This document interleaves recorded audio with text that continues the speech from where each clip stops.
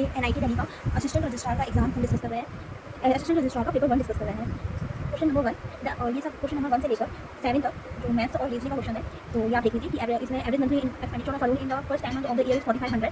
What should be his average monthly, ये average से question आया हुआ है। अगर आप मुझे बोलेंगे तो आपको सॉल्व भी करवा देंगे, कमेंट सेक्शन में आप मुझे बोलिएगा। The price of an article is reduce to 72 after it is decrease by 10%, ये परसेंटेज का क्वेश्चन है।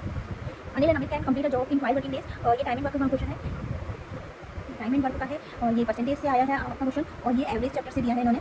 और सम ऑफ मनी कंपाउंडेड एनुअली, तो आप देख सकते हैं ये कंपाउंड इंटरेस्ट का चैप्टर है, क्वेश्चन है। Find out the wrong term, wrong number series है, ये एक आपको मिसिंग नंबर का जो है पजल है रीजनिंग का। और if each of the letter in English alphabet is assigned and even numerical value दिया है, और आपको इसका जो प्रूफ बताना है। ये सब आंसर्स इन्होंने इधर साइड बाय साइड दिए हुए हैं, इन्हें आप सॉल्व करिएगा, आपके आंसर्स आएंगे। फिर ये एक इंग्लिश का क्वेश्चन है, demonstration has statement and conclusion वाला है, आप इसे रीड करिएगा, ईजी है ये।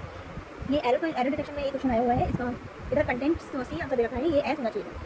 फिर ये PQRS का ये क्वेश्चन आया हुआ है, ये आपको एक पैसेज दिया है, इसमें जो पैसेज रिलेटेड क्वेश्चन पूछा गया है, और to evaluate the importance of English because it is, and ये भी पैसेज बेस्ड क्वेश्चन है। फिर ये करंट अफेयर से ये क्वेश्चन डाला हुआ है इन्होंने, G20 सैटेलाइट रिसेंटली न्यूज, ये किस पर्पस था, communication G20 satellite. What is the theme of statistic day, use of data for decision making, ये भी करंट अफेयर का क्वेश्चन है। Recently which organisation India has release financial inclusion index, किसी भी current affair का हो सकते हैं। और ये स्टैटिक हो जाएगा हमारा, इंडिया मार्केट वॉच टॉप है। What is the name of the digital circuit that performs, ये कंप्यूटर से क्वेश्चन आया हुआ है, ये इसका आंसर AI है, अर्थमेटिक मॉड्यूल यूनिट। ये 18 क्वेश्चन भी कंप्यूटर से है, which of the following is a single integrated circuit on which a CPU are typically constructed, microprocessor answer है, लेकिन लगता है कि मदरबोर्ड शायद आंसर होगा, तो इसमें उन्होंने कुछ गलती की है। What is the full form of GUI, graphical user interface, तो आप देख सकते हैं कि ये कंप्यूटर से क्वेश्चन आए हैं और ये काफी इजी क्वेश्चन है। which of the following networking is used when centralized management is desired for all if there is little room for cabling, इसका आंसर है पैसिव ऑप्टिकल लोकल नेटवर्किंग। अ पोस्ट कैरिंग और definite rate of पे central for a limited time, अब ये आपका जो है वो एडमिनिस्ट्रेटिव का है, जो सिलेबस है उससे क्वेश्चन है। यहाँ पर मुझे लगता है जनरल खत्म हो चुका है, अब एडमिनिस्ट्रेटिव बेस्ड क्वेश्चन है। और टेन्योर पोस्ट इज, जिसका टेन्योर फिक्स होता है उसको परमानेंट बोलते हैं, परमानेंट पोस्ट बोलते हैं। Lien on a post shall not be retained और stand terminated if the employee acquires lien on a permanent post outside his parent category, मतलब क्या है इसका जो लीन है उसको टर्मिनेटेड नहीं माना जाता है, शैल नॉट बी टर्मिनेट नहीं किया जाएगा अगर उसने जो लिया है लीन लिया है और permanent post outside his parent category, और process on immediate absorption basis to a post service outside his service category overstayed foreign service reputation beyond the maximum permissible period. Under the revised pay structure, the minimum basic pay and the maximum basic pay are, इसका answer ये है, minimum basic पे और maximum basic pay बताना था। In case of promotion the employee may opt to get his pay fix from the date of promotion और from the date of next increment, the option is to be exercised within 1 month from the date of promotion.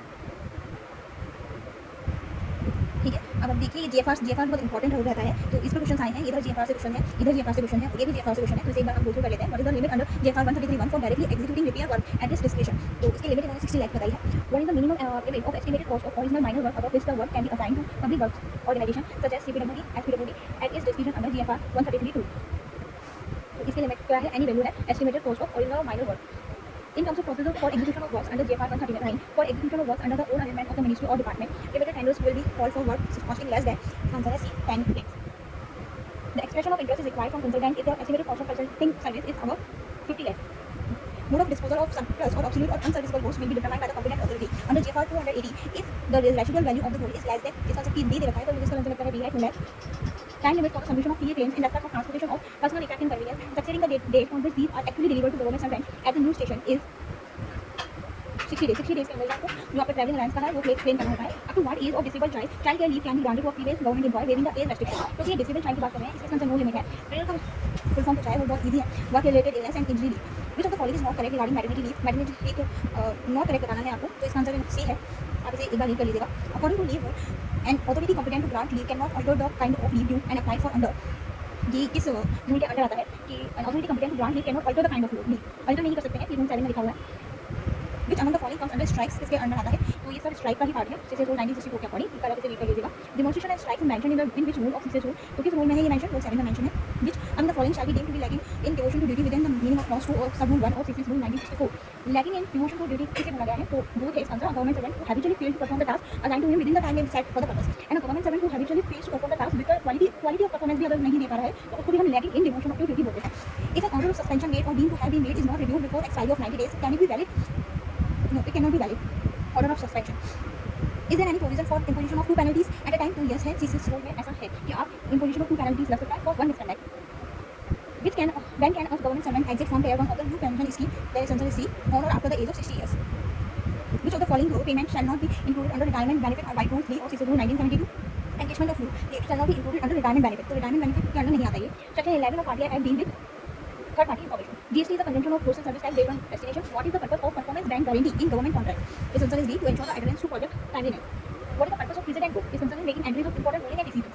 Expenditure from public money should not be incurred for the benefit of a particular person or a section of the people unless a claim for the amount could be enforced in a court of law, unless the expenditure is in pursuance of the recognized policy or custom.